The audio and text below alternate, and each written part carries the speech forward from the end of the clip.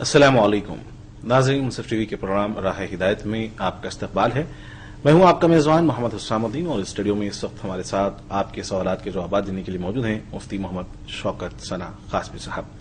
ناظرین، ہم آپ کو ایک مرتبہ پھر بتاتے چلیں کہ پروگرام راہ ہدایت مذہبی پروگرام ہے، اور اس میں آپ شرعی، دینی، اسلامی معلومات کے سوالات کر سکتے ہیں۔ اس وقت آپ کے ٹیلی ویژن اسکرین پر جو ٹیلی فون نمبرات دکھائے جا رہے ہیں، اس پر آپ ہمیں براہ راست کال کر سکتے ہیں۔ انشاءاللہ مفتی شوکت ثنا قاسمی صاحب آپ کے سوالات کے جوابات دیں گے۔ سب سے پہلے ہم مفتی محمد شوکت ثنا قاسمی صاحب کا اپنے اسٹوڈیو میں خیر مقدم کرتے ہیں، ان کا استقبال کرتے ہیں۔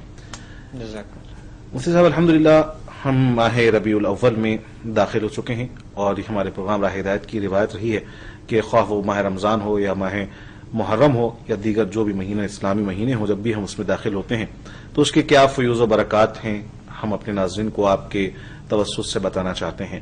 ماہ ربیع الاول سیرت النبی صلی اللہ علیہ وسلم کے توسط سے ایک اہم اسلامی مہینہ مانا جاتا ہے۔ ہم اپنے ناظرین کو کے لیے چاہیں گے کہ اس مہینے میں سیرت النبی صلی اللہ علیہ وسلم کا کیا پیغام ہو سکتا ہے۔ بسم اللہ الرحمن الرحیم۔ محترم ناظرین، جیسے کہ ابھی آپ کو معلوم ہوا کہ ربیع الاول کا مہینہ شروع ہو چکا ہے، اور آج ربیع الاول کی 2 تاریخ ہے، بلکہ رات سے تیسری تاریخ لگ چکی ہے۔ اور ربیع الاول کا مہینہ ایک مبارک مہینہ اس معنی میں ہے کہ اسی مہینے میں محمد رسول اللہ صلی اللہ علیہ وسلم اس دنیا میں تشریف لائے، اور دنیا سے کفر و شرک اور تاریکی کی ظلمت دور ہوئی۔ رسول اللہ صلی اللہ علیہ وسلم کا ہم تمام مسلمانوں پہ حق ہے، اور اس حق کو بجا لانا چاہیے۔ اس مہینے میں لوگ مختلف خرافات، بدعات، رسم و رواج اور اسراف فضولیات میں مبتلا ہو جاتے ہیں۔ اصل جو ربیع الاول کا کام ہے اس کو ہم چھوڑ دیتے ہیں۔ ہم اس سلسلے میں آپ سے 3 گزارش کریں گے کہ اس مہینے میں جو کام کرنے کا ہے، اگر واقعی ہم کو اور آپ کو رسول اللہ صلی اللہ علیہ وسلم سے محبت ہے تو ہمیں اور آپ کو 3 کام کرنے پڑیں گے۔ پہلا کام تو یہ ہے کہ اس مہینے میں کثرت سے رسول اللہ صلی اللہ علیہ وسلم پہ درود شریف بھیجے، اور کوشش یہ کرے کہ ہر آدمی روزانہ کم سے کم 1000 مرتبہ رسول اللہ صلی اللہ علیہ وسلم کی خدمت پہ درود شریف بھیجے، اس لیے کہ درود ایک ایسی عبادت ہے جو کبھی رد نہیں کی جاتی، اور باضابطہ اللہ تعالیٰ کی طرف سے فرشتے مقرر ہیں جو درود کو رسول اللہ صلی اللہ علیہ وسلم کی خدمت میں لے آ کر پہنچاتے ہیں، اور ظاہر سی بات ہے پہنچایا اس چیز کو جاتا ہے جو اہم ہو۔ تو کوشش کرے کہ ہر آدمی 1000 مرتبہ درود پڑھے، اور لمبا درود پڑھنے کی ضرورت نہیں۔ آپ صلی اللہ علیہ وسلم، صلی علی محمد، کوئی بھی مختصر درود بھی آپ پڑھ سکتے ہیں۔ اور اس طریقے سے اگر گھر میں کئی لوگ ہیں تو کوشش کرے کہ گھر کے سارے لوگ اس کی پابندی کرے، تو اس مہینے میں کثرت سے درود پڑھے۔ اور پہلا کام ہوا۔ دوسرا کام یہ ہے کہ ہم رسول اللہ صلی اللہ علیہ وسلم کی سنتوں کو تلاش کرے، سنتوں کو ڈھونڈنے اور معلوم کرنے کی کوشش کرے، اور اس پر عمل کرے، اس لیے کہ اللہ تعالیٰ نے فرمایا لَقَدْ كَانَ لَكُمْ فِي رَسُولِ اللَّهِ أُسْوَةٌ حَسَنَةٌ، کہ رسول اللہ صلی اللہ علیہ وسلم کے اسوے میں، سیرت میں تمہارے لیے بہترین نمونہ ہے۔ تو رسول اللہ صلی اللہ علیہ وسلم کی سنتوں کو ڈھونڈے، تلاش کرے، اپنی زندگی کا جائزہ لے اور اس پر عمل کرنے کی کوشش کرے۔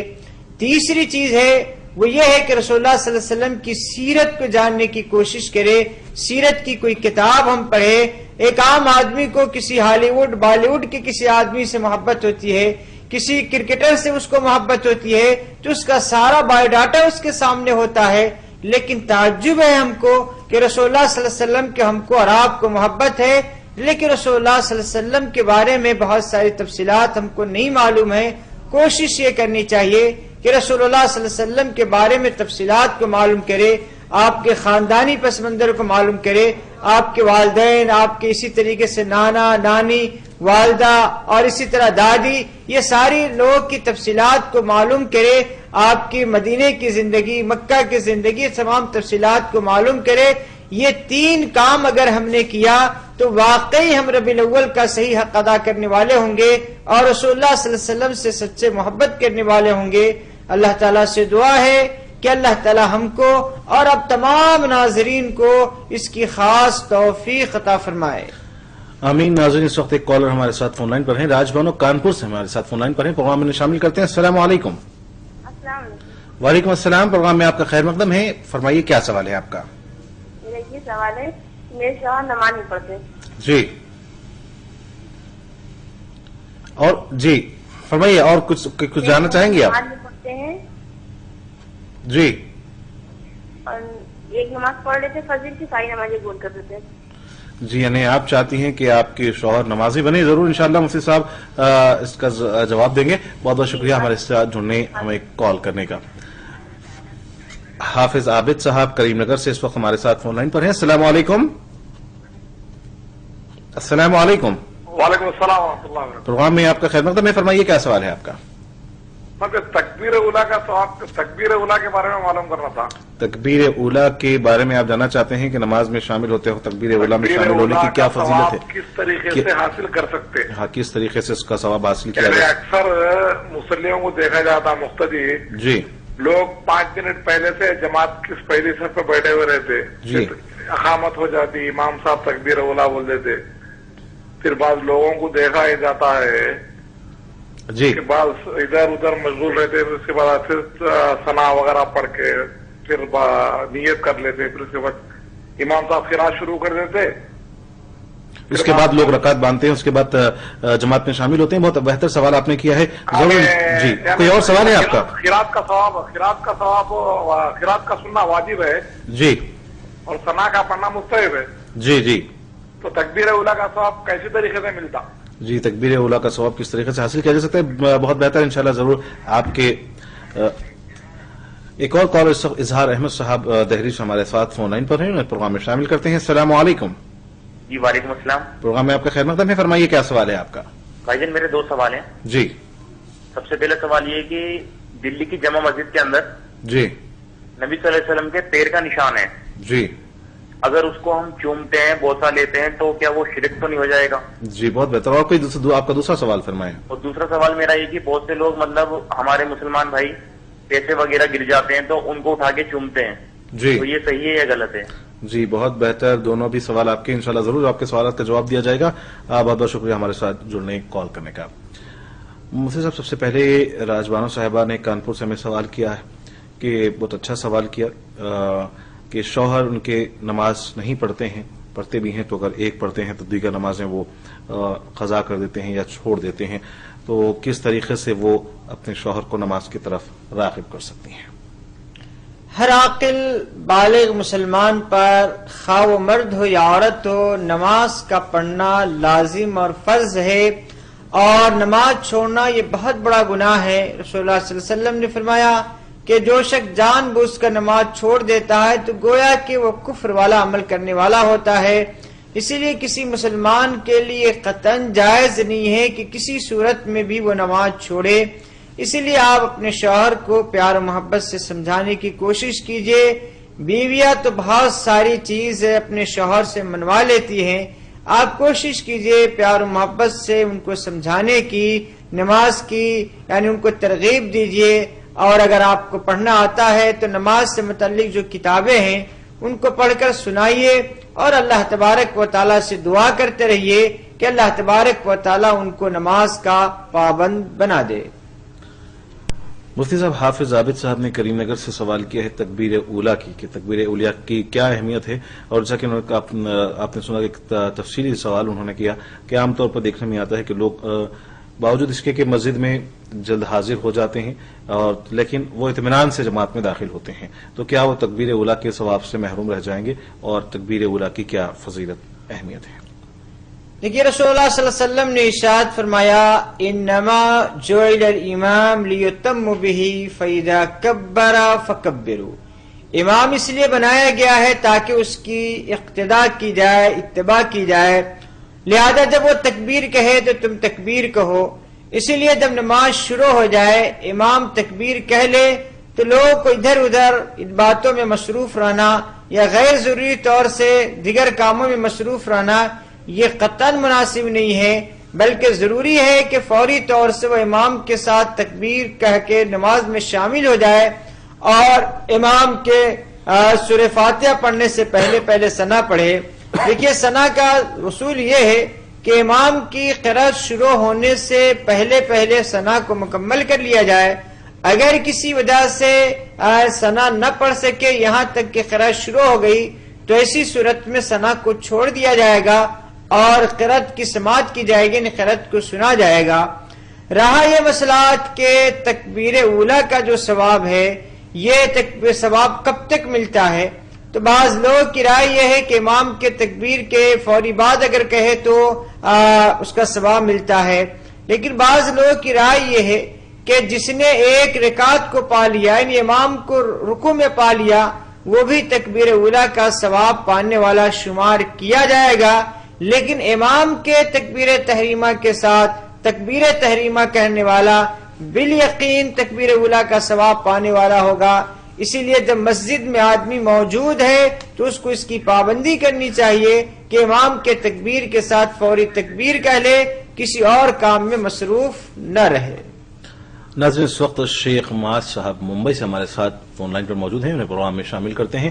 السلام علیکم. وعلیکم السلام. جی معاذ صاحب، پروگرام میں آپ کا خیر مقدم ہے، فرمائیے کیا سوال ہے آپ کا؟ سر میرا ایک سوال یہ تھا کہ میرے بھائی کو ابھی 29 صفر کو لڑکا ہوا ہے، تو جی. ماشاء اللہ کچھ اچھا سا نام پوچھنا تھا آپ سے. جی. اور ایک دوسرا سوال یہ ہے کہ عقیقے کے بارے میں پوچھنا تھا کہ کتنے دن میں عقیقہ کرنا چاہیے، یا تو ایک دم لیٹ کر سکتے ہیں کافی عرصے کے بعد، جی، یا کچھ دن ہے؟ جی بہت بہتر. معاذ صاحب، سب سے پہلے تو ہم آپ کو آپ کے بھتیجے کی مبارکباد دیتے ہیں اور مفتی صاحب سے یہ سوال کرتے ہیں کہ مفتی صاحب 29 صفر کو ان کے ہاں لڑکا ہوا ہے، کوئی اچھا سا نام تجویز کرنا چاہتے ہیں، اور اہم بات یہ ہے جس کی طرف ہم آپ کی توجہ چاہیں گے کہ عقیقے سے متعلق آپ ایک اور مرتبہ ہمارے ناظرین کو بتاتے چلیں کہ عقیقہ کب کیا جائے. دیکھیے، جہاں تک مسئلہ عقیقہ کا ہے، خود رسول اللہ صلی اللہ علیہ وسلم نے اس کا وقت مقرر کر دیا ہے کہ عقیقہ 7ویں دن کیا جائے یا 14ویں دن کیا جائے یا 21ویں دن کیا جائے. اصل میں بچہ مصیبتوں میں رہن رکھا جاتا ہے، لیکن جب اس کا عقیقہ کر دیا جاتا ہے تو وہ بالکل مصیبتوں سے نکل جاتا ہے. اسی لیے گھر میں اگر ولادت ہو تو پہلی کوشش یہ ہونی چاہیے کہ 7 دن یا 14 دن یا 21 دن، ان تینوں تاریخ میں سے جس میں آپ کو سہولت ہو اس دن عقیقہ کر لیا جائے. یہ بہت بہتر ہے اور اس سے بچوں کا بہت بڑا فائدہ ہے. رہا دوسرا مسئلہ نام کے سلسلے میں، تو دیکھیے نام کا جہاں تک مسئلہ ہے، آپ لوگ غور و فکر کر کے کوئی اچھا نام رکھ لیجئے. بہتر یہ ہے کہ ایسے نام رکھے جائیں جو صحابہ کے نام ہو یا انبیاء علیہ الصلوۃ والسلام کے نام ہو، تو نام بہت بہتر ہے. مثلا حذیفہ ہے، یا اسی طریقے سے انس ہے، یا اسی طریقے سے عفان ہے، حسان ہے. اس طریقے سے اگر آپ کوئی نام رکھنا چاہتے ہیں تو آپ رکھ لیجئے. یہ سارے نام ہی اچھے ہیں. یہ قرآن سے کوئی نام رکھنا چاہتے ہیں تو آپ اواب رکھ سکتے ہیں، یعنی واو الف پھر الف اور با، اواب. اس لیے کہ بہت سارے انبیاء علیہ الصلوۃ والسلام کی صفت بیان کی گئی ہے کہ وہ اواب تھے، یعنی اللہ تبارک و تعالیٰ کی طرف بہت زیادہ رجوع کرنے والے تھے. تو اواب، انس، حذیفہ، عفان، حسان، اس میں جو نام آپ کو پسند ہے آپ رکھ سکتے ہیں. اس کے علاوہ بھی اگر کوئی نام آپ کو پسند ہے اور اس کا کچھ سے معنی ہے، صحیح ہے، تو آپ رکھ سکتے ہیں. مفتی صاحب، عام طور پر ہندوستان میں روایت رہی ہے نام رکھنے کے تعلق سے کہ جو والد کا یا دادا کا نام ہوتا ہے اسی قافیہ اور ردیف میں اسی آواز میں عام طور پر نام رکھے جاتے ہیں. جس طریقے سے اگر کسی کا الدین اگر چل رہا ہے تو اسی سلسلے پر رکھتے ہیں، اور کوئی اگر نام اپنے ساتھ عبدل لگاتے ہیں تو وہ پھر اللہ کے ناموں کے ساتھ استعمال کرتے ہیں. تو کیا ضروری ہے کہ جن کے نام الدین پہ ختم ہو وہ اپنا سلسلہ الدین پہ ہی جاری رکھیں اور پھر عبدل کے نام استعمال نہ کریں؟ ذرا اس پہ آپ وضاحت فرما دیں. دیکھیے، نام کے سلسلے میں اہم چیز وہ یہ ہے کہ نام اچھے ہوں. انبیاء علیہ الصلوۃ والسلام یا صحابہ کے ناموں پہ نام رکھا جائے، یا ایسے نام کا انتخاب کیا جائے جس کا معنی صحیح ہو، قطع نظر کہ وہ باپ اور دادے کے ردیف اور قافیے سے ملتا جلتا نام ہے یا نہیں ہے. یہ ناموں کے سلسلے میں ایسی کوئی اصول اور ضابطہ نہیں ہے کہ باپ یا دادا کے ناموں پر یا اسی سے ملتا جلتا نام رکھا جائے. نام اچھا ہونا ضروری ہے، جس کا کوئی اچھا معنی ہو یہ ضروری ہے، چاہے وہ باپ دادے کے نام سے ملتا جلتا ہو یا ملتا جلتا نہ ہو۔ مفتی صاحب، اس سلسلے میں ایک عقیقے کے تعلق سے ایک اہم سوال آپ سے کرنا چاہیں گے کہ اگر مان لیجئے کہ بچے کی پیدائش کے بعد اس کی صحت کچھ ناساز ہے یا پھر والدین میں سے کوئی کسی کی صحت ٹھیک نہیں ہے، تو کیا عقیقے کی 7 دن میں جو کرنا واجب قرار دیا گیا اسے ہم کچھ دنوں کے لیے پوسٹ پون کر سکتے ہیں؟ عقیقہ 7ویں دن یا 14ویں دن یا 21ویں دن کیا جائے، اور عقیقہ کے جو فوائد ہے انہی دنوں میں حاصل ہوتے ہیں، لیکن اگر کسی آدمی ان دنوں میں نہ کر سکا تو عقیقہ کے فوائد تو اس کو حاصل نہیں ہوں گے، لیکن بہر صورت اس کے بعد جب بھی وہ جانور کو ذبح کرے گا تو وہ جانور نفلی صدقہ ہوگا، اور ظاہر سی بات ہے کوئی بھی صدقہ فائدے سے خالی نہیں ہوتا ہے۔ ناظرین، اس وقت آصف خان صاحب دگلور مہاراشٹرا سے ہمارے ساتھ فون لائن پر ہیں، انہیں پروگرام میں شامل کرتے ہیں۔ السلام علیکم۔ السلام علیکم۔ وعلیکم السلام۔ جی، پروگرام میں آپ کا خیر مقدم ہے، فرمائیے آصف خان صاحب کیا سوال ہے آپ کا؟ میرا کہنا یہ تھا کہ اگر کوئی گھر کا کمانے والا فرد، جی ہلو جی، فرمائیے۔ اگر کوئی گھر کا فرد کمانے والا فرد اگر حرام کمائی سے اپنے گھر والوں کی پرورش کرتا ہے جی تو وہ تو خود گنہگار ہے، جی، اس کے ساتھ پورے گھر کے افراد بھی اس کے گنہگار ہوتے ہیں یا نہیں؟ پہلا سوال ہے۔ جی، اور میرا دوسرا سوال یہ ہے کہ شرک کی کتنی قسمیں اور کس پرکار کی کس وجہ سے ہوتی ہیں، یہ مجھے جاننا ہے۔ جی، بہت بہتر، انشاءاللہ ضرور آپ کے سوال کا جواب دیا جائے گا۔ آصف خان صاحب، بہت بہت شکریہ ہمارے ساتھ جڑنے، ہمیں کال کرنے کا۔ مفتی صاحب، اس سے پہلے کہ ہم آصف خان صاحب کے سوال کی طرف بڑھیں، اظہار احمد صاحب نے دہلی سے ہمیں سوال کیا تھا، ان کے 2 سوالات تھے کہ دہلی کی جامع مسجد میں کے مطابق نبی کریم صلی اللہ علیہ وسلم کے پیر کے نشانات وہاں پر رکھے ہوئے ہیں جسے لوگ چومتے ہیں، تو کیا اس طریقے کے چومنے کی اجازت اسلام میں دی ہے؟ پہلی بات تو یہ تحقیق طلب بات ہے کہ کیا جو دلی کی جامع مسجد میں پیر کے نشانات رسول اللہ صلی اللہ علیہ وسلم کی طرف منسوب ہیں، یہ صحیح بھی ہیں یا صحیح بھی نہیں ہے؟ ایسی کوئی روایت تو ہمیں نہیں ملی ہے کہ رسول اللہ صلی اللہ علیہ وسلم کے پیر کے نشانات کسی پتھر پہ نکل آئے ہوں اور اس کو تبرک کے لیے رکھا گیا ہو۔ ایسی کوئی روایت اور کوئی تاریخ ہمیں تاریخ کی کتابوں میں نہیں ملتی ہے، لہذا اس پیر کی نسبت رسول اللہ صلی اللہ علیہ وسلم کی طرف کرنا خود یہ مشکوک ہے کہ کیا واقعی ایسا ہوا یا نہیں ہوا۔ پھر وہ پیر کے نشانات انڈیا میں، ہندوستان میں کس طرح سے آئے اور پھر وہ جامع مسجد میں کس طرح لگائے گئے، یہ ساری چیزیں قابل تحقیق ہے، تحقیق طلب ہے۔ اسی لیے جب تک کوئی تحقیق نہ ہو جائے اس کی نسبت بھی رسول اللہ صلی اللہ علیہ وسلم کی طرف کرنی درست نہیں ہے۔ لیکن اگر فرض کیجئے نسبت درست بھی ہو جائے تو اس کو بوسہ دینا یا اس کو چومنا یہ قطعاً جائز نہیں ہے، اس لیے کہ رسول اللہ صلی اللہ علیہ وسلم نے اپنی زندگی میں نہ قدم بوسی کی اجازت دی ہے، نہ دست بوسی کی اجازت دی ہے، نہ آپ نے اپنا ہاتھ چومنے کی اجازت دی، نہ پیر چومنے کی اجازت دی۔ جب زندگی میں آپ نے اجازت نہیں دی ہے تو ظاہر سی بات ہے صرف اس کے نشانات کو چومنے کی یا چھونے کی اجازت کیوں کر ہو سکتی ہے؟ مفتی صاحب، اظہار احمد صاحب کا ایک دوسرا سوال یہ تھا کہ عام طور پر ہم دیکھتے ہیں کہ جب روپے پیسے ہمارے ہاتھ سے نیچے چھوڑ جاتے ہیں تو یہ لوگوں کی قدیم زمانے سے روایت رہی ہے کہ اس کو اٹھا کر آنکھوں سے لگایا جاتا ہے، چوما جاتا ہے، تو کیا ایسا کیا جانا چاہیے؟ دیکھیں، اصل میں اس کا تعلق عبادت سے نہیں ہے، کوئی عبادت سمجھ کے نہیں چومتا ہے بلکہ ایک تعظیم کے پیش نظر چومتا ہے کہ یہ پیسے اور یہ کرنسی کی وجہ سے انسان کی عزت و آبرو محفوظ ہوتی ہے، اس بھوک کی شدت اس سے دور ہوتی ہے، تو احتراماً ایسا وہ کرتا ہے۔ ظاہر سی بات کوئی عبادت کی نیت سے نہیں کرتا ہے، اس لیے نہ اس کو حرام کہہ سکتے ہیں، نہ اس کو بدعت کہہ سکتے ہیں، نہ اس کو مستحب کہہ سکتے ہیں۔ بہر صورت اگر کوئی کر لے رہا ہے تو بہر صورت اس کی گنجائش ہوگی، لیکن بہتر یہ ہے کہ اس عمل سے بچا جائے۔ ناظرین، ارشاد صاحب کانپور سے اس وقت فون لائن پر ہمارے ساتھ ہیں، ان کو پروگرام میں شامل کرتے ہیں۔ السلام علیکم۔ السلام علیکم۔ ارشاد صاحب، پروگرام میں آپ کا خیر مقدم ہے، فرمائیے کیا سوال ہے آپ کا؟ میرے 2 سوال ہیں۔ جی۔ پہلا تو یہ ہے کہ فرض نماز میری جو رکعت چھوٹ جاتی ہے، جی، اس کے بعد امام کے ساتھ اکثریات تو بیٹھ گئے، جی، तो सलाम इमाम पूरा फेर ले तब खड़े हों या दूसरे के दरमियान में खड़े हो जाएं? जी, एक और मरतबा आप अपना सवाल दोहरा दें।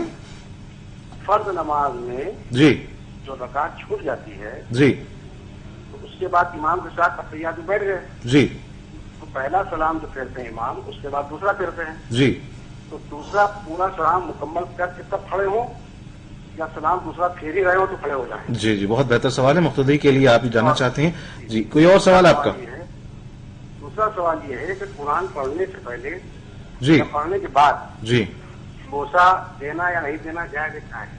जी, कुरान मजीद का बोसा लेना पढ़ने से पहले और पढ़ने के बाद क्या ये सही है, दुरुस्त है या नहीं है? इंशाल्लाह जरूर आपके सवाल के दोनों सवाल के जवाब दिए जाएंगे।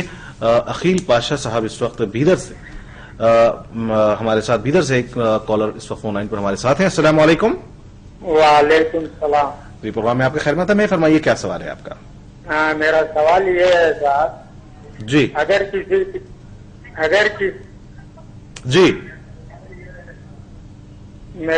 किसी से वालिद का इंतकाल हो चुका है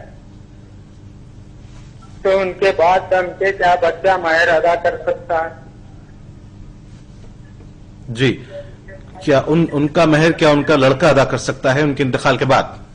हाँ जी जी, बहुत बेहतर। इंशाल्लाह आपके सवाल का जवाब दिया जाएगा। बहुत बहुत शुक्रिया हमारे साथ जुड़ने, हमें कॉल करने के प्रोग्राम में शामिल होने का। मुफ्ती साहब आसिफ खान साहब ने देगलूर महाराष्ट्र से हमें कॉल किया था। एक अहम सवाल कि अगर घर का जो फर्द जो कमाने वाला है उसकी कमाई में अगर हराम की कमाई की आमेजिश हो रही हो तो क्या इसकी जवाबदेही दीगर अफराद खानदान को जो उसकी कफालत में परवरिश पा रहे हैं उन पर भी आयद होती है? किसी मुसलमान के लिए ये कतन जायज नहीं है कि अपने ज़राए आमदनी को हराम करे या हराम तरीके से पैसा या दौलत कमाने की कोशिश करे। ये किसी मुसलमान के लिए हलाल नहीं है। लेकिन अगर घर का सरपरस्त और हराम तरीके से पैसे कमा रहा है तो घर के जो अफराद है उनकी जिम्मेदारी है कि सरपरस्त को इससे रोकने की कोशिश करे, उसको समझाने की कोशिश करे और हत्तल इम्कान उसको बचाने की कोशिश करे। लेकिन अगर घर के अफराद की तमाम तर कोशिश नाकाम हो जा रही है और तमाम समझाने के बावजूद वो नहीं समझ में आ रहा है तो जाहिर सी बात है घर के लोग उससे बरी हो जाएंगे और सारा वबाल उस शख्स पर होगा जो हराम तरीके से हराम आमदनी को अपने घर ला रहा है और अपने घर वालों की परवरिश कर रहा है। मतलब एक और सवाल आसिफ खान साहब का देगलूर महाराष्ट्र से ये था कि शिर्क की कितनी अक़साम है? देखिए, इस सिलसिले में मेरी आपसे ख्वाहिश ये है कि बहश्ती ज़ेवर एक किताब है। बहश्ती ज़ेवर का जो पहला हिस्सा है वो कई हिस्सों में मुख्तसर हिस्सों में कर दिया गया। ऐसी वो किताब तो काफी ज़ख़ीम है। उससे पहले हिस्से में वो तमाम आमाल को लिख दिया गया है जो शिर्क के तारीफ में आते हैं, जो इसके करने से आदमी मुशरिक हो जाता है। तो एक तरफ बिदअत के अमाल की तफसीलात है, दूसरी तरफ शिरकिया अमाल की तफसीलात है। आप वो किताब में पढ़ लीजिए, इसलिए कि शिर्क के बहुत सारे अक़साम हैं और बहुत सारे अमाल है जिसका ताल्लुक शिर्क से है। मुख्तसर ये समझ लीजिए कि अल्लाह की जात में, अल्लाह की सिफात में किसी को शरीक ठहराना ये शिर्क है। मगर मसलन अल्लाह की तरह किसी को अल्लाह माना जाए, किसी को मुश्किल कुशा माना जाए, किसी को रोजी देने वाला माना जाए, किसी को बेटा देने का इख्तियार दिया जाए, या ये समझा जाए कि फला साहब सारे मसले को, सारे मुश्किल को हल कर देते हैं, तो जाहिर सी बात ये भी शिरकी आमाल में से आते हैं।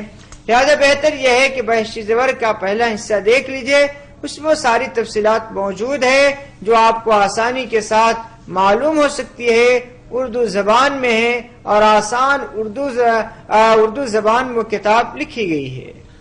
नाज़रीन, इस वक्त अनीस बेगम साहबा निजामाबाद से फोन लाइन पर हमारे साथ हैं। प्रोग्राम में उन्हें शामिल करते हैं। अस्सलाम वालेकुम। वालेकुम अस्सलाम। प्रोग्राम में आपका खैर मकदम है। फरमाइए क्या सवाल है आपका? मेरा नाम अनीस बेगम है, निजामाबाद से बात कर रही हूँ। जी, फरमाइए क्या सवाल है आपका? मेरा सवाल है कि हम जब फर्ज नमाज पढ़ते हैं जी, तब हमारा दिमाग, मतलब नमाज में तो रुजू होना है, लेकिन हम जब हमारा दिमाग हट जाता है, जब हम सही जो सूरे रहते, जो सूरे नहीं पढ़ सकते, तो नमाज पढ़ना चाहिए या नहीं पढ़ना चाहिए? जी फिर और दूसरी बार हमें उसका एहतमाम करना चाहिए। जी, एक और मरतबा अपने सवाल को दोहराने, आखिर में आपने क्या पूछा? जब हम फर्ज नमाज पढ़ते हैं, जी जब फर्ज नमाज में हमें जब सूर्य जब नीचे ऊपर हो जाते हैं, जी। तो इसके लिए हम फर्ज नमाज फिर दूसरी पढ़ना चाहिए या नहीं, तो उसमें कंटिन्यू करना नहीं चाहिए? जी, बहुत बेहतर, इंशाल्लाह जरूर आपके सवाल का जवाब दिया जाएगा। तौहीद साहब, मोहम्मद तौहीद साहब करीम नगर से इस वक्त ऑनलाइन पर हमारे साथ हैं, उन्हें प्रोग्राम में शामिल करते हैं। अस्सलाम वालेकुम।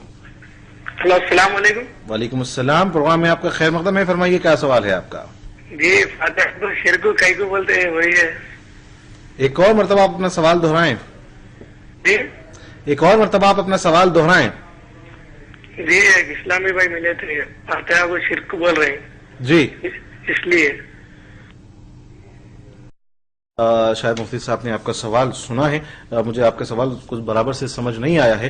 मुफ्ती साहब, इरशाद अहमद साहब ने कानपुर से हमें ये सवाल किया कि फर्ज नमाज में अगर हमारी रकात छूट जाती है, जिस वक्त हम जमात में दाखिल हो, मस्जिद में दाखिल हों, एक रकात या दो रकात जो भी अगर नमाज हमारी छूट गई है, बाद में हमें वो रकातें पूरी करनी होती हैं, तो जिस वक्त इमाम सलाम अपने तशहुद में बैठने के बाद आखिर में जब सलाम फेरता है, तो उसके पहले सलाम के बाद मुख्तदीम को उठ जाना चाहिए अपनी रकातें जो बाकी रह गई हैं वो पूरी करने के लिए, या फिर दोनों जानिब सलाम फेरने के बाद मुख्तदी को उठना चाहिए बकिया जो अपनी छूटी हुई रकातें हैं उसे पूरे मुकम्मल करने के लिए? इमाम जब दाहिनी तरफ सलाम फेर के जैसी ही बाईं तरफ अस्सलाम वालेकुम कहे, फौरी उठ जाना चाहिए। दाहिनी तरफ सलाम फेरती फौरी इसलिए नहीं उठना है कि मुमकिन है कि इमाम पर सजदा सौ वाजिब हो और दाहिनी तरफ सलाम फेर के वह सजदा सौ में चला जाए। इसीलिए जब दाहिनी तरफ सलाम फेरने के बाद जैसी बाईं तरफ वो सलाम फेरेगा, अस्सलाम वालेकुम जब बाईं तरफ करेगा, फौरी उस वक्त उठकर खड़े हो जाना चाहिए, पूरे सलाम फेरने का इंतजार नहीं करना चाहिए। मुफ्ती साहब, एक और सवाल इरशाद साहब का ये था कि उन्होंने कानपुर से हमें कॉल किया था कि कुरान मजीद जिस वक्त हम पढ़ते हैं तो कुरान मजीद जिस वक्त हाथ में लिया जाता है तो क्या उससे पहले हम बोसा दें, उसे छूमें, और इसी तरीके से जब कुरान मजीद का पढ़ना हम मुकम्मल करें और जब हम उसे रख दें तो रखने से कबल भी क्या कुरान मजीद का बोसा लेना, चूमना क्या बेहतर अमल है? देखिए, कुरान करीम ये अल्लाह तबारक व तआला की इंतहाई मुक़द्दस किताब है और ये इंसानों के लिए हिदायत का जरिया है। कुरान करीम को पढ़ने के बाद बोसा देना ये सैयदना हज़रत अब्दुल्लाह बिन उमर रज़ी अल्लाह तआला अन्हु के अमल से साबित है। सैयदना हज़रत अब्दुल्लाह बिन उमर रज़ी अल्लाह तआला अन्हु कुरान करीम के तिलावत के बाद जब उसको रखते थे तो उसको बोसा देते थे। इसीलिए ये बोसा तक़द्दुस और आज़मत के पेश नजर है, लिहाजा इसकी गुंजाइश है कि उसको बोसा दिया जाए। मुफ्ती साहब, बीदर से एक साहब ने हमें कॉल किया कि क्या अगर किसी के वालिद का इंतकाल हो जाए और उन्होंने अपनी जिंदगी में अपनी बीवी का महर अदा न किया था हो, तो क्या ऐसी सूरत में उनके लड़कों की जानिब से महर अदा किया जा सकता है? महर ये कर्ज है और जिस तरह आदमी के मरने के बाद दिगर कर्ज उसके वर्षा अदा करते हैं, इसी तरीके से वो महर का कर्जा भी वारिसीन अदा कर सकते हैं।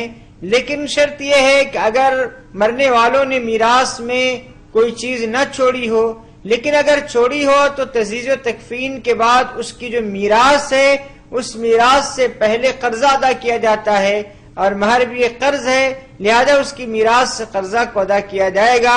लेकिन कोई बेटा ये समझ रहा है कि हम मीरास में से नहीं अपने जेब खास से हम अपने बाप के महर को अदा करेंगे, तो भी वो अदा कर सकता है।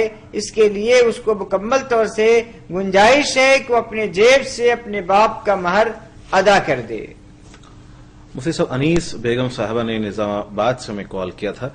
उनके एक सवाल में दरअसल दो सवाल हैं। वो जानना चाहते हैं कि अगर हम फर्ज नमाज में अगर दिमाग में कुछ ख्यालात आते हैं और उसकी वजह से सूरों की तरतीब आगे पीछे हो जाए तो क्या ऐसी सूरत में वो नमाज मुकम्मल नहीं होगी, दोबारा उस नमाज को दोहराना पड़ेगा या फिर उसी नमाज को मुकम्मल किया जाए? इसमें एक सवाल तो यह है कि पहले इस तरीके के अगर ख्यालात दिमाग में आते हों तो वो किस तरीके से ख्यालात को हटाया जाए, और फिर दूसरा सवाल उनका यह हो सकता है कि अगर सूरों की तरतीब में हम आगे पीछे हो जाएं तो क्या उसी नमाज को मुकम्मल कर लें या फिर नमाज को दोहराएं?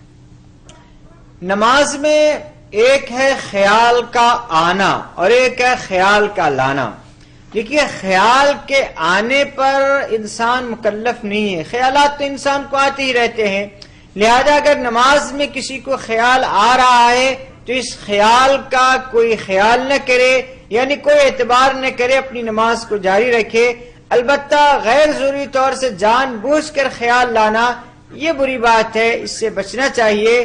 لیکن چاہے خیال آئے یا خیال لایا جائے، اس کی وجہ سے نماز کو نہیں توڑا جائے گا، نماز کو جاری رکھا جائے گا.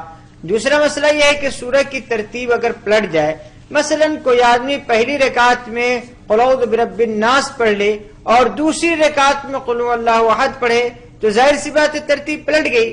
لیکن ترتیب کے پلٹنے کی وجہ سے نماز پہ کوئی اثر نہیں پڑتا ہے، نماز بالکل جائز و درست ہوگی. اسی لیے اس نماز کا اعادہ نہ کیا جائے، نماز کو توڑا نہ جائے، بلکہ نماز کو مکمل کر لیا جائے. مطلب ایک اور مختصر سوال میں جمع کرنا چاہوں گا کہ اگر کسی سورہ میں ہم سے غلطی ہو جائے، جیسے کہ سورہ اثر پڑھ رہے ہوں، اس میں دوسری یا تیسری اگر آیت میں ہم کچھ غلطی کر دیں اور پھر ہم اسے دوہرا نہ پائیں، تو کیا ہم اس صورت کو چھوڑ کر دوسری صورت پڑھ سکتے ہیں؟ یہ بھی عام طور سے ایسا واقعہ پیش آتا ہے کہ ایک آدمی ایک سورہ شروع کرتا ہے لیکن کسی وجہ سے بھول جاتا ہے.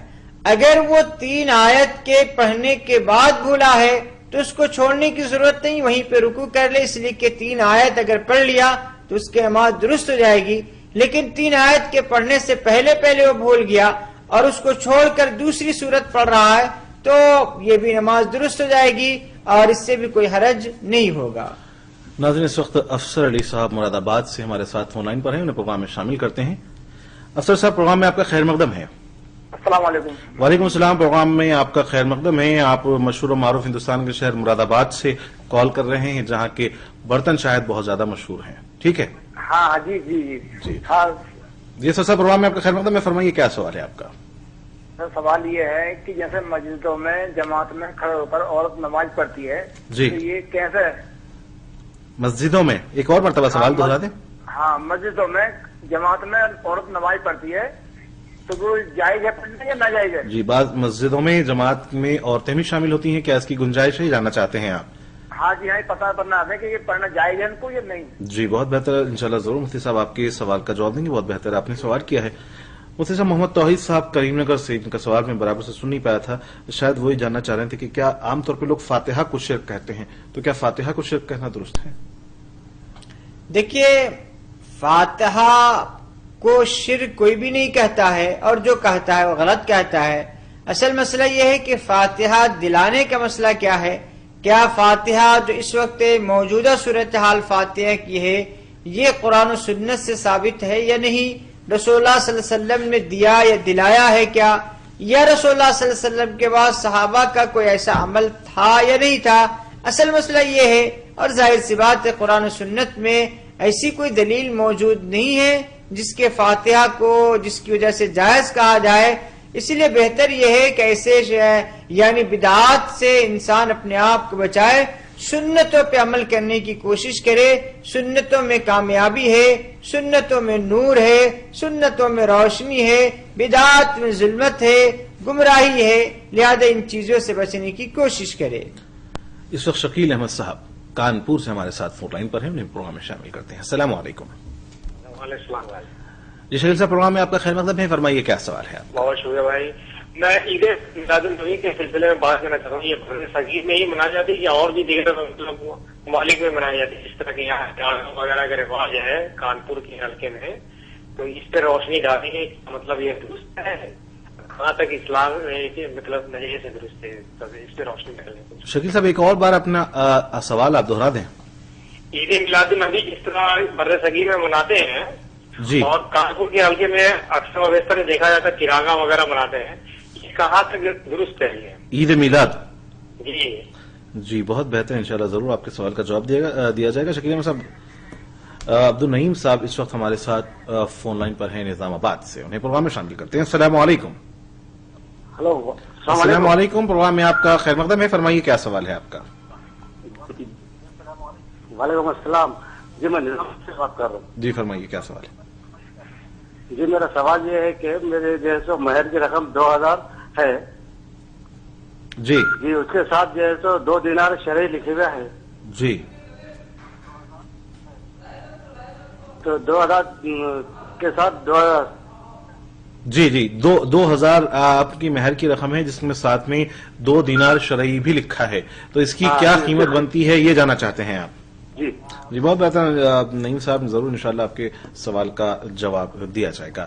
اس سے قبل افسر علی صاحب جنہوں نے مراد آباد سے ہمیں کال کیا تھا، ان کے سوال کو پروگرام میں شامل کرتے ہیں کہ بعض مساجد میں عورتیں بھی جماعت میں نماز میں شامل ہوتی ہیں، تو کیا عورتوں کا نماز مسجد میں داخل ہو کر جماعت کے ساتھ پڑھنا کیسا ہے؟ اس کی 2 شکل ہو سکتی ہے۔ ایک شکل تو یہ ہے کہ وہ مردوں کے ساتھ ہی جماعت میں ٹھہرتی ہے، یہ تو قطعاً جائز و درست نہیں ہے۔ دوسری شکل یہ ہے کہ عورتوں کے لیے ایک الگ جگہ مختص کی گئی ہو جہاں پہ وہ نماز پڑھتی ہو اور مرد حضرات الگ پڑھتے ہوں، تو ایسی صورت میں بعض علماء کے نزدیک اس کی گنجائش ہے اور بعض علماء کے نزدیک اس کی گنجائش نہیں ہے، چونکہ یہ زمانہ فتنے کا زمانہ ہے۔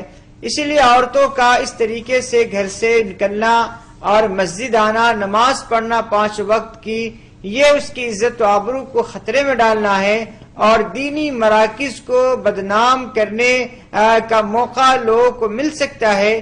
اسی پس منظر میں خواتین کا مسجد آنا درست نہیں ہے، ان کا گھر میں نماز پڑھنا مسجد میں نماز پڑھنے سے بہتر ہے، اور ان کو گھر میں نماز پڑھنا زیادہ ثواب ہے مسجد میں نماز پڑھنے سے۔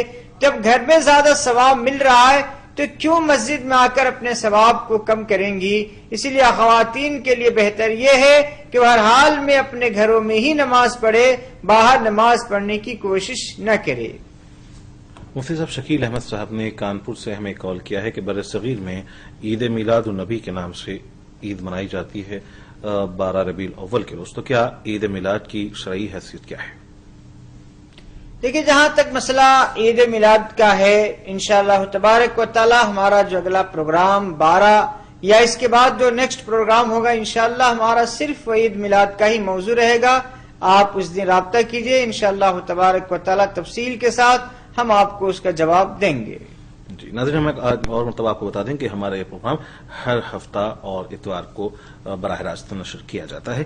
عبدالرحیم صاحب نے نظام آباد سے کال کیا ہے۔ مفتی صاحب، ان کا سوال یہ ہے کہ ان کی جو انہوں نے مہر کی رقم باندھی ہے وہ 2000 روپے ہے اور ساتھ میں 2 دینار شرعی بھی لکھا ہے، تو کل ملا کر کتنی رقم ہوتی ہے؟ 2 دینار شرعی کی کیا رقم تجویز کریں؟ دیکھیے، دینار شرعی، دینار سرخ، آپ کے پاس اگر دفتر قضات کی سیاہ نامہ ہو تو آپ پلٹ کے دیکھیے، اس کے پچھلے حصے پر دینار شرعی کتنا ہوتا ہے، دینار سرخ کتنا ہوتا ہے، اس کی مقدار اس پہ لکھی ہوئی ہے۔ اس مقدار کو دیکھ کر آپ چاندی کا ریٹ یا سونے کا ریٹ معلوم کر لیجئے اور اس کی جو قیمت ہوتی ہے آپ قیمت ادا کر دیجئے۔ ناظرین، اس وقت ایک کالر ہمارے ساتھ فون لائن پر ہیں، انہیں پروگرام میں شامل کرتے ہیں۔ السلام علیکم۔ السلام علیکم۔ وعلیکم السلام، پروگرام میں آپ کا خیر مقدم ہے۔ آپ اپنا نام بتائیں، کہاں سے ہمیں کال کر رہے ہیں؟ محمد عبداللطیف نظام آباد۔ لطیف صاحب نظام آباد سے، فرمائیے کیا سوال ہے آپ کا؟ یہ جب گولیاں یا دوا کچھ کھاتے اپن۔ جی ہلو جی فرمائیں، آپ کی آواز پہنچ رہی ہے، کیا سوال ہے آپ کا؟ گولیاں دوا جو کھاتے یا شافی یا کافی پڑھ کے کھاتے جی، اس کے علاوہ اور کچھ تو بھی کچھ ہے، کلمہ پڑھ کے کچھ کھانے کا ہے کچھ؟ جی جی جی بتاؤ جی، بہت بہتر عبداللطیف صاحب، ضرور دوسرا انشاءاللہ۔ سوال یہ ہے جی کہ جی جب خبر میں میت کو اتارے جاتا جی مٹی ڈال دیے بعد 3 سوال ہوتے، جی من دینوں کا، من ربو کا، من رسولوں کا، جی تو حضور صلی اللہ علیہ وسلم کو دکھایا جاتا بلکہ ہے اپنے حدیث میں، جی لیکن اب یہ دوسرے جماعت والے بول رہے کہ حضور صلی اللہ علیہ وسلم نعوذ باللہ اپنے سر کے تھے، جی کیا ضرورت ہے وہ بول کے بول رہے جی یہ ذرا مفتی صاحب سے بڑا توجہ سے سمجھائیے۔ اور تو جی، بہت میلاد بہتر النبی کا آپ سب کو، نصیب ٹی وی کو سب کو میرے طرف سے خیر مقدم۔ جی، بہت بہتر عبداللطیف صاحب، ضرور انشاءاللہ مفتی صاحب آپ کے سوالات کے جوابات دیں گے۔ ایک اور کالر ہمارے ساتھ فون لائن پر موجود ہے، انہیں پروگرام میں شامل کرتے ہیں۔ السلام علیکم۔ السلام علیکم۔ وعلیکم السلام، پروگرام میں آپ کا خیر مقدم ہے۔ آپ اپنا نام بتائیں، کہاں سے کال کر رہے ہیں؟ میں آلیر سے شیخ محمد بول رہا ہوں۔ شیخ محمد صاحب آلیر سے آپ نے کال کر رہے ہیں، پروگرام میں آپ کا خیر مقدم ہے، فرمائیے کیا سوال ہے آپ کا؟ سوال یہ ہے کہ جو یہاں پر کچھ کہتے ہیں کہ اللہ پاک جو حضور پاک صلی اللہ علیہ وسلم کو दुनिया पूरी कायनात बनाने से पहले हुजूर पाक सल्लल्लाहु अलैहि वसल्लम को जो है अल्लाह पाक नूर से बनाए। जी। तो मुझे कुरान शरीफ की रोशनी में या हदीस सही बुखारी की रोशनी में मुझे ये बताएं कि जो ये क्या सही क्या है। जी, बहुत बेहतर, जरूर इंशाल्लाह आपके सवाल का जवाब दिया जाएगा। आप प्रोग्राम में शामिल होने हमें कॉल करने का बहुत बहुत शुक्रिया। मुफ्ती साहब, अब्दुल लतीफ साहब ने निजामाबाद से सवाल किया है कि कोई मरीज अगर दवाई लेते वक्त, गोलियां खाते वक्त, क्या आमतौर पर या शाफी या काफी पढ़ा जाता है, क्या कोई और अल्फाज भी इसके जगह इस्तेमाल किए जा सकते हैं? एक और सवाल ये भी है कि क्या दवा और गोली खाते वक्त बिस्मिल्लाहिर्रहमानिर्रहीम नहीं पढ़ा जा सकता? देखिए, हर चीज से पहले बिस्मिल्लाह पढ़ना है, या शाफी या काफी पढ़ना किसी हदीस में साबित नहीं है। लोगों ने अपनी तरफ से बना लिया है, या किसी बुजुर्ग का कौल होगा जिसको इख्तियार किया गया है। हर चीज खाने से पहले बिस्मिल्लाह पढ़ा जाए, लिहाजा दवा के खाने से पहले भी बिस्मिल्लाह पढ़ के दवा को खाया जाए, इसलिए कि बिस्मिल्लाह में अल्लाह ताला ने जो बरकत रखी है और जो इसके अंदर अल्लाह ताला ने हिकमत व मसलियत रखी है, किसी और चीज के अंदर नहीं है। इसीलिए या शाफी या काफी पढ़ने के बजाय बिस्मिल्लाहिर्रहमानिर्रहीम पढ़ के दवा खाना ये ज्यादा बेहतर है। मुफ्ती साहब, अब्दुल लतीफ साहब ने निजामाबाद से हमें जो कॉल किया, दूसरा सवाल उनका जो था, और शेख साहब जिन्होंने आरेर से हमें कॉल किया था, दोनों के सवाल कुछ मिलते जुलते हैं। उन्होंने शेख साहब जिन्होंने आरेर से हमें कॉल किया, वो जानना चाहते हैं कि क्या अल्लाह ने नबी करीम सल्लल्लाहु अलैहि वसल्लम को इस कायनात के वजूद में आने से कबल नूर से पैदा किया था। और इसी से मिलता जुलता सवाल जो अब्दुल लतीफ साहब ने किया है कि जब इंसान को मरने के बाद कब्र में उतारा जाता है तो जब ये कहा जाता है कि नबी करीम सल्लल्लाहु अलैहि वसल्लम वहां उसके जवाब में मदद करने के लिए वहां आते हैं, तो कुछ लोगों का यह ख्याल होता है कि नबी सल्लल्लाहु अलैहि वसल्लम भी हमारे जैसे बशर हैं, थे, इंसान थे। तो आप इस दोनों सवाल की वजाहत फरमा दें। कब्र में जो 3 सवाल होते हैं, उसमें से आखिरी जो सवाल होता है वो रसूलुल्लाह सल्लल्लाहु अलैहि वसल्लम के बारे में पूछा जाता है कि बताओ ये कौन है। तो अगर वो ईमानदार है, ईमान वाला है, तो यही कहता है कि हमारे नबी मोहम्मद रसूलुल्लाह सल्लल्लाहु अलैहि वसल्लम हैं। लेकिन रसूलुल्लाह सल्लल्लाहु अलैहि वसल्लम मदद करने के लिए आते हैं, ऐसी कोई रिवायत साबित नहीं है और न किसी सहाबी का अमल साबित है। इसलिए ये अकीदा रखना गलत है। और ये कहना कि रसूलुल्लाह सल्लल्लाहु अलैहि वसल्लम हमारे जैसे इंसान थे, ये भी गलत बात है।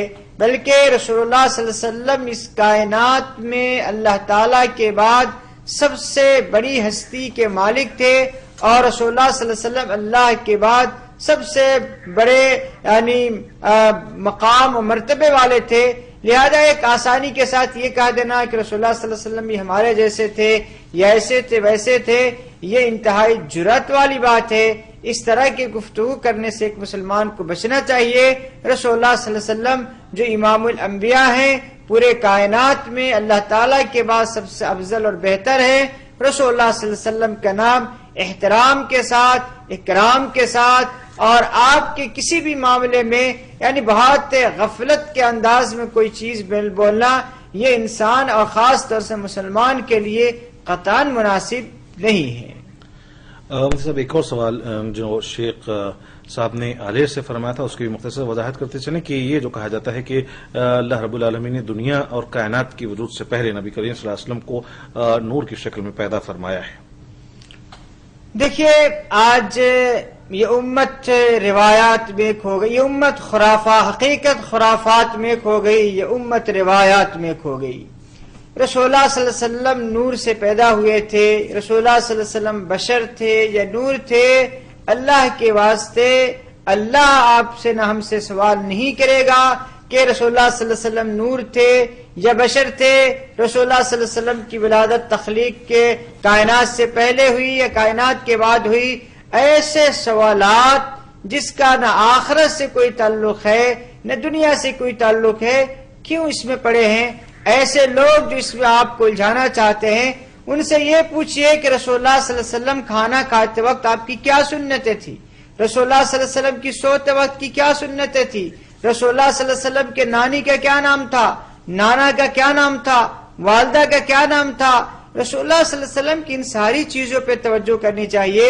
आप सल्लल्लाहु अलैहि वसल्लम को अल्लाह ताला ने दुनिया में उसवा और नमूना बनाकर भेजा था, تو آپ نمونے کو تلاش کیجئے، سنتوں کو تلاش کیجئے، اس پر عمل کیجئے، اس میں نجات ہے، اس کی بنیاد پر جنت ملنے والی ہے۔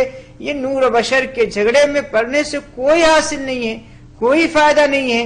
تو جس کام کے کرنے سے کوئی فائدہ نہ ہو، کیوں اس کام کے پیچھے ہم مسلمان پڑے ہوئے ہیں؟ اسی لیے ایسی چیزوں سے اپنے آپ کو بچانے کی کوشش کرے۔ ناظرین، پروگرام اپنے اختتامی مراحل میں داخل ہو چکا ہے۔